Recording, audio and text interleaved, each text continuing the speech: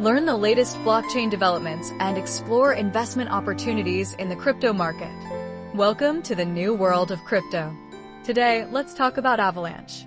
Many people consider it an Ethereum killer, a faster, cheaper, and more powerful challenger. But what if I told you that this might be an outdated view? Recently, Avalanche underwent a major upgrade called Etna. This upgrade goes far beyond code-level tinkering. It's more like a profound, ideological overhaul. Avalanche seems to be quietly shedding the Ethereum killer label and embracing a grander and more ambitious role, the mother of all chains. Today, based on an in-depth research report from the block, we'll break down the logic and ambition behind this major overhaul, as well as the underlying reasons why ordinary investors must understand it. First, we need to understand why Avalanche is undergoing this overhaul. Because the entire blockchain landscape has shifted. For the past few years, the debate has centered on integration versus modularization, whether to build an all-encompassing superhighway, like Solana, or to construct a main artery with countless secondary roads alongside it, like Ethereum and its Layer 2 peers. But now, a new breed of blockchain is emerging, application-specific chains.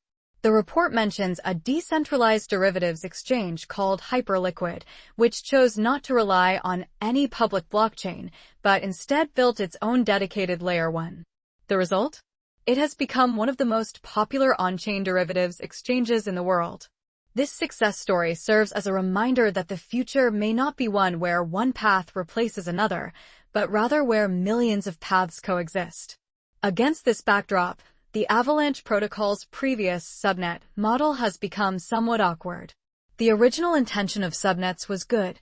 They allowed developers to customize a dedicated chain for their applications within the Avalanche ecosystem. But this old model has a fatal flaw. Let me give you an analogy. It's like a franchise system. You want to open a McDonald's franchise, that is, create a subnet and headquarters says, okay, but you must first purchase 2,000 AVAX shares, Avalanche tokens, in our parent company, becoming a shareholder. You must also come to our headquarters to serve as a validator node and participate in daily operations.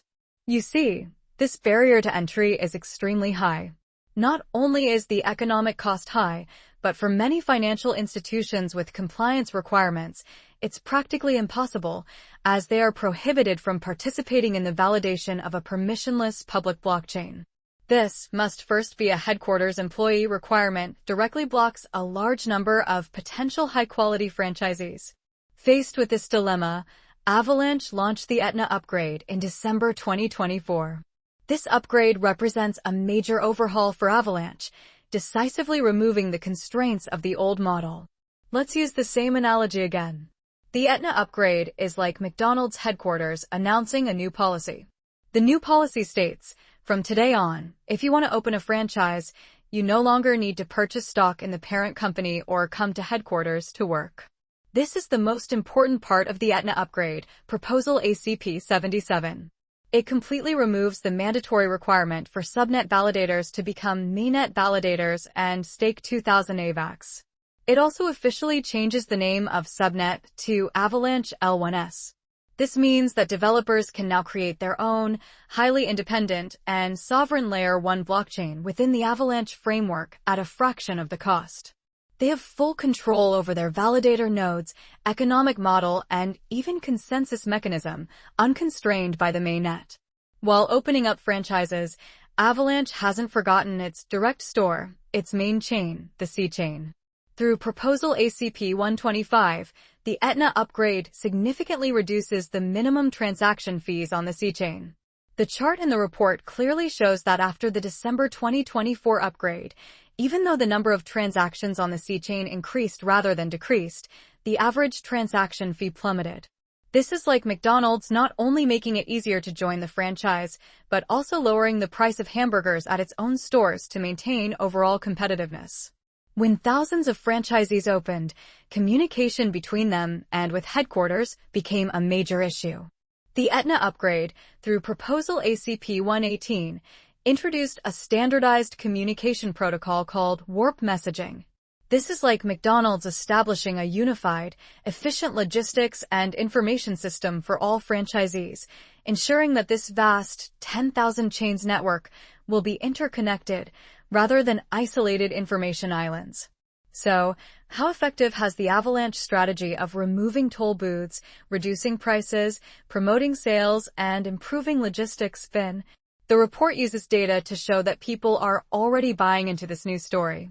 First, successful examples of application chains have already emerged. The report highlights two projects. Dexalot, a decentralized exchange. It leveraged Avalanche's application chain model to build its own dedicated Layer 1 L1.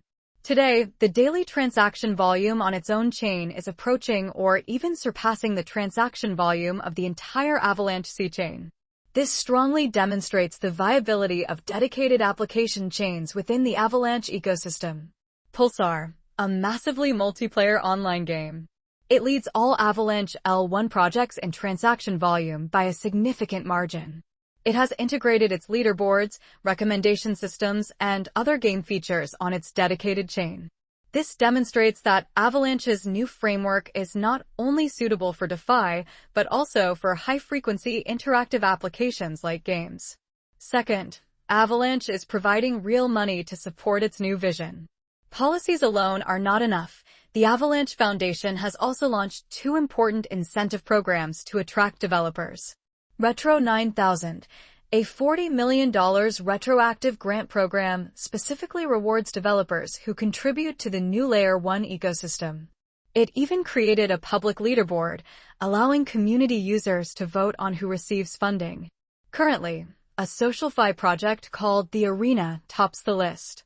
The InfraBU DL program focuses on funding infrastructure projects like wallets and oracles, and even has a $15 million fund dedicated to AI.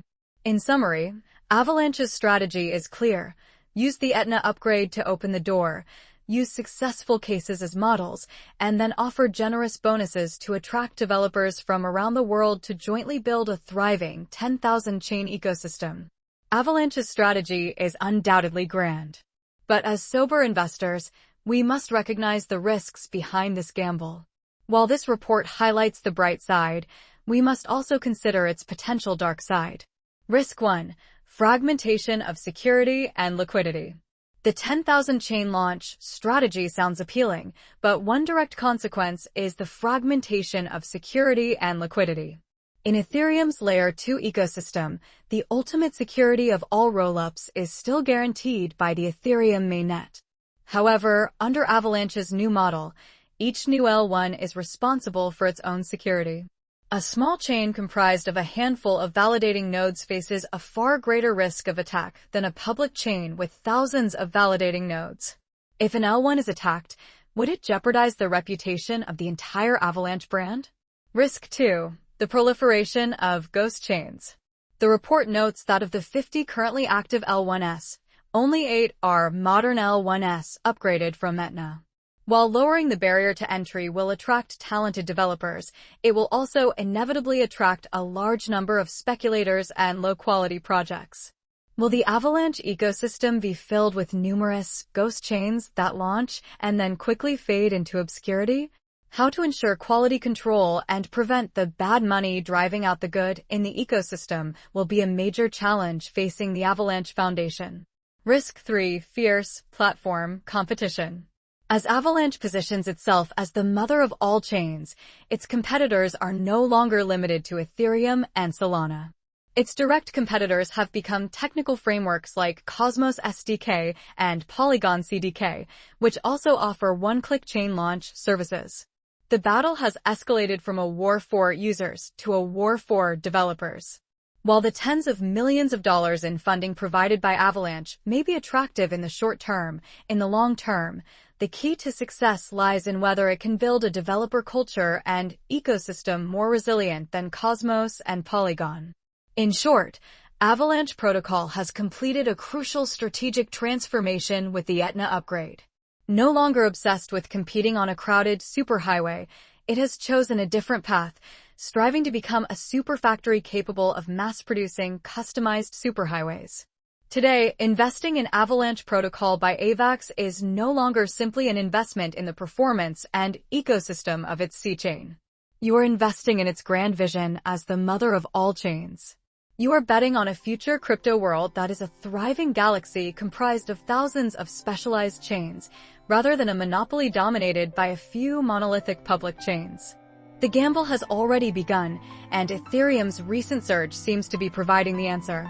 Has the Avalanche Protocol bet completely failed? However, the gamble is far from over. The success of Dexalot and Pulsar offers hope. But the real test has just begun. The above content is for informational purposes only, not investment advice. Thank you for your attention.